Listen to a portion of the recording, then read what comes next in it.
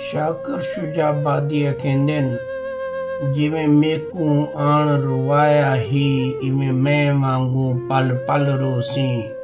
ਇੱਕ ਵਾਰੀ रो के थक बासी, तेरा दिल लुक से तू वल रोसी। ना आके हाल वंडे से कोई, तू ला कंदियां को गल रोसी। बस शाकर फर्क म्याद दा है, मैं अज रोंदा तू कल रोसी।